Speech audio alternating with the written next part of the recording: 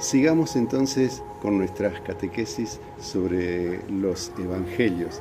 Como hemos dicho, cada fin de semana vamos a tocar uno con muchas generalidades.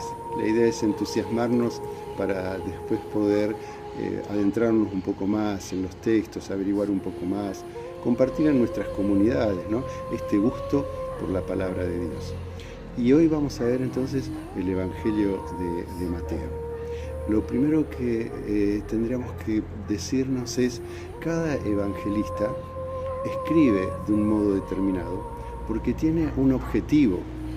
Les quiere dar el mensaje de salvación, el mensaje de que Jesús es el Mesías, a una comunidad determinada. Por eso escriben de una manera determinada. Y Mateo les quiere decir a judíos que se van convirtiendo al cristianismo que Jesús es el Mesías, es el Dios hecho hombre, en donde se cumplen todas las promesas que se fueron diciéndole a los profetas. Y ahí ya encontramos una primera característica. Vamos a descubrir que a lo largo del texto aparecen muchas veces esta frase: para que se cumpla lo dicho por el profeta.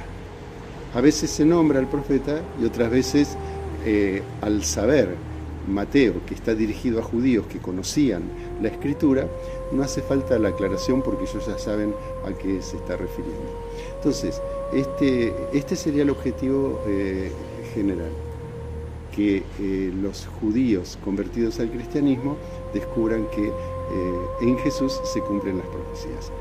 Nosotros también tenemos que ir internalizando el objetivo e ir descubriendo que también el mensaje hoy día es para nosotros. Mateo escribe este libro cerca del año entre el 80 y el 90 en comunidades al norte de Palestina, posiblemente cerca de la zona de Antioquía, y lo que busca es descubrir entonces, hacer descubrir este mesianismo de Jesús y cómo el reino de Dios en Jesús se hace presente. Es muy importante acá descubrir cómo fue escrito.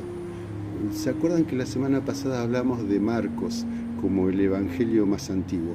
Bueno, Mateo tiene conocimiento de ese texto y lo incorpora a su obra. Vamos a descubrir que muchas cosas de Marcos están en Mateo, pero hay otras que Mateo se dedicó a averiguar él mismo. Entonces él tiene unas fuentes que son propias en investigaciones que él ha hecho. Y por otro lado, estaba ya circulando en la zona de Galilea dichos de Jesús, como unas frasecitas, algunos discursos, cosas que Jesús fue diciendo y que se fueron como recopilando, ¿no? Y bueno, también eso lo utiliza Mateo para poder hacer su obra. La estructura del Evangelio es muy significativa, porque como decíamos que está dirigida a judíos, lo primero que quiere hacer Mateo es como poner a Jesús como un nuevo Moisés. Moisés es la figura central del Antiguo Testamento, y entonces Jesús quiere hacer como una comparación, pero donde Jesús supera la figura de Moisés y entonces queda considerado como justamente el Dios entre nosotros.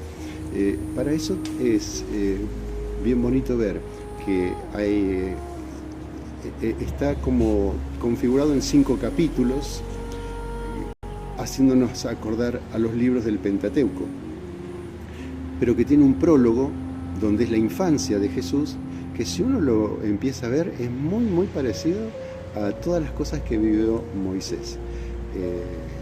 Amenazado al nacer, que es salvado por alguna circunstancia, que hay muerte de niños en el medio, que tiene que ir a vivir a otro lado para salvarse, y así sucesivamente. Después nos encontramos con estos 5 capítulos grandes donde se nos habla de la aparición del reino de Dios. Cada capítulo tiene un título, lleva unas partes que nos ayudan a descubrir. Por ejemplo, empezando la promulgación del reino, y ahí encontramos el Sermón del Monte como el nuevo decálogo Así como antes había una ley, ahora hay otra nueva ley que inspira el reino. Pero después también el anuncio del reino, después vamos a encontrar la consumación del reino. Aparecen 13 parábolas que explican lo que es el reino. Y por ahí, dicho de paso, disculpen la mezcla de cosas, nunca va a usar Mateo la palabra reino de Dios, porque justamente como está dirigido a judíos, no puede usar la palabra Dios. Siempre se va a referir a él, el reino de los cielos es como, el reino de los cielos es, ya llega, vayan y anuncien el reino de los cielos. Hay una parte central en el Evangelio, que es el capítulo 16, donde tiene el encuentro con Pedro. ¿Se acuerdan que la semana pasada decíamos en Marcos que era muy importante ese encuentro donde Pedro le decía, tú eres el Mesías?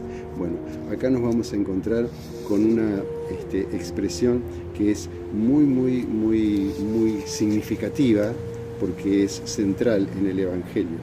Cuando le preguntan a Pedro, ¿quién eres tú? Entonces Pedro dice, tú eres el Mesías, el Hijo de Dios vivo.